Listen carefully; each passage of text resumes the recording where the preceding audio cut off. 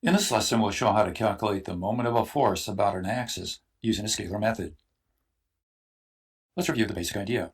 To find the moment of a force around an axis, we simply take the force magnitude and we multiply it by the perpendicular distance from the line of action of the force to the axis itself, the shortest distance. To find the direction, of course, we use the right-hand rule. Here, the force is rotating around the axis like this. And so therefore, if you curl your fingers in this direction, as shown in this small photograph, the thumb would be directed in the direction of the moment vector, like this, in this direction. All right, now let's use this idea to solve some problems. We'll begin with this problem, where you want to determine the moment of all these forces around the x-axis.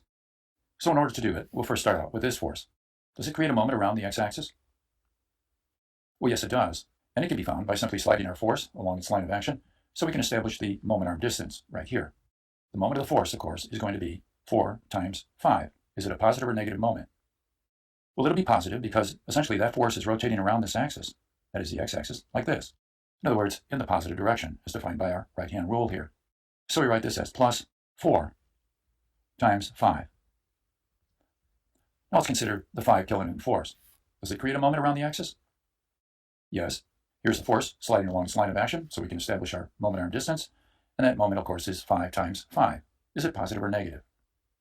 Well, this one will be negative because it tends to rotate around the axis this way. And so in our equation here, we write simply minus 5, the force, times the distance, 5. And now let's consider the 2. What's the moment of 2 kilonewtons around the axis? Here's our moment arm distance, and that happens to be 2. And of course, the answer, of course, will be 4. And which way does it go? It rotates in the positive direction, doesn't it? It tends to turn around the axis this way, in accordance with our right-hand direction. So we write that as plus 2 times 2. And finally, we have one more force, the 3 kilonewton force. Does it create a moment around the axis? Well, the answer is no, because the force is parallel to the axis and cannot rotate around it. So our result then is simply found by adding up these terms, and we get the answer of minus 1 kilonewton meter. And that means that the moment of all these forces around the axis will tend to turn the block in the negative direction. In other words, it will tend to turn around the axis this way. All right, now let's consider this one. The same block, except now we want to find the moment of all the forces around the y-axis. And here, the positive direction is indicated by our right-hand photo. All right, let's begin again with the 4 kilonewton force. Does it create a moment around the axis? Well, the answer is no, because the force passes through the axis, doesn't it? Now let's look at the 5. It creates a moment, doesn't it? Slide the force along its line of action, and then set up our moment arm distance, which of course is 4. The moment is 5 times 4, or 20, and which way does it go, plus or minus? It tends to rotate around the axis this way, doesn't it? And so therefore our moment's going to be positive. Once again, 5, the force, times the distance, 4. How about the 3? Does it create a moment around the axis? Yes, it will.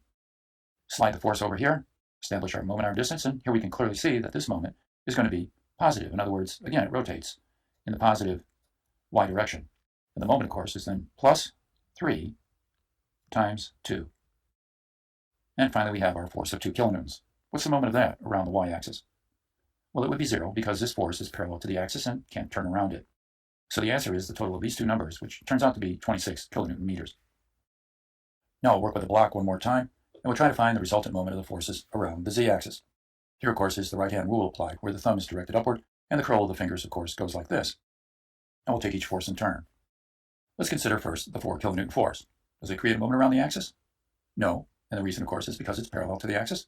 Same thing here. This creates no moment around the z-axis. How about the 3? No, because it passes through the axis, right? And can't create a turning effect. But the 2 does, doesn't it? And of course, that moment is found by taking this moment arm of 4 and multiplying it by our force of 2. And of course, that moment is what? Plus or minus? Well, it tends to rotate this way around the axis, doesn't it? And if you curl your fingers in this direction, your thumb will be directed downward. And so our answer is simply equal to minus 2, our force, times our moment arm distance of 4. And we get a result of minus 8 kilonewton meters, a moment that tends to turn the block in this direction around the axis. All right, now let's do it one more time, except now we have a pipe assembly. You may want to stop the video and carry on to try to solve all these on your own, but if you want to watch me do it, just keep playing the video. So we'll begin doing this one, and we'll ask ourselves, what is the moment of the 2 kilonewton force around the x-axis? And that, of course, is 0, isn't it? But the 5 does create a moment, doesn't it? Look for the moment arm distance, of course, it would be this amount of 2 meters, and the moment created by the 5 is what? Plus or minus? It tends to turn around the axis this way, doesn't it? And consequently, if you curl your fingers in this direction, around, your thumb will be directed in the negative x direction. This is indicating the positive direction. So therefore, our answer will be simply minus the force of 5 times our moment arm distance of 2. And that comes out to be minus 10 kilonewton meters. All right, now let's consider moments around the y-axis. In this case, does a 2 kilonewton force create a moment around that axis? Yes, it does. Here's our moment arm distance for our force, and that moment will be going this way, won't it? In other words, if you curl your fingers in this direction, your thumb will be directed toward the negative y direction, and therefore it'll be a negative moment. And that moment, of course, is equal to then minus 2, the force, times our moment arm distance of 1 meter. And now finally, we have the moment of the 5 kilonewton force, and I think you'll agree that doesn't create a moment, does it? Because it passes through the axis and doesn't turn around it. So therefore, our answer is simply equal to minus 2 kilonewton meters.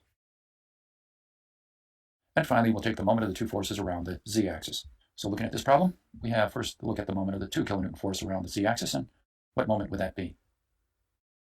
Here's our moment arm distance. We realize that this force is going to rotate around the z-axis this way, and that, of course, is in the positive direction, according to the curl of the fingers. So we write this as a force of 2 times the moment arm distance of 2, of course, positive moment. And finally, we have the moment of the 5 around the z-axis, and I'm sure you realize that, of course, would be equal to 0 because it can't turn around the axis. The answer then, of course, is 4 kilonewton meters. And so now, we'll end our lesson.